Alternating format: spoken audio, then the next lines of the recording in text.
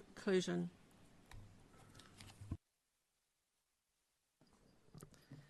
Marimari Compuche, Inche Lidia Regada Pinien, Inche Tremolen, Newentulen Tañi Piuque Fachantu Pulamien. Gracias, Madame Presidente. Thank you, Chair. In Chile, the ongoing lack of broken down data by indigenous identity prevents the effective enjoyment of the rights of indigenous people found in EMRIP. This has a serious impact, particularly on indigenous women and girls. Data gathering does not meet international standards. Chile's report for this study shows a big gap with reality.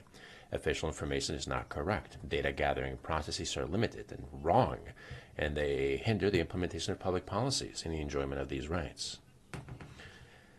The Chilean legal framework includes indigenous laws and denies the current existence of indigenous peoples, first by not recognizing them in their constitution, and then again by having in Article 1 of the indigenous law that, and I quote, "The state recognizes that indigenous people in Chile are the offspring of human groups," unquote. Chile affirms that it bases itself on self-identification. However, CODADI is not recognized, and that's the National Organization for the Development of Indigenous Peoples. The accreditation process for benefits contradicts that. You see, data of the National Statistics Institute are limited. They don't cover fundamental, like dignified work, different types of violence, arbitrary arrest, health, and forced disappearance, murders of members of indigenous groups. This lack of broken down data makes it difficult to have access to promote the dignity and survival of indigenous peoples in Chile. Additionally, statistics secrecy prevents transparency.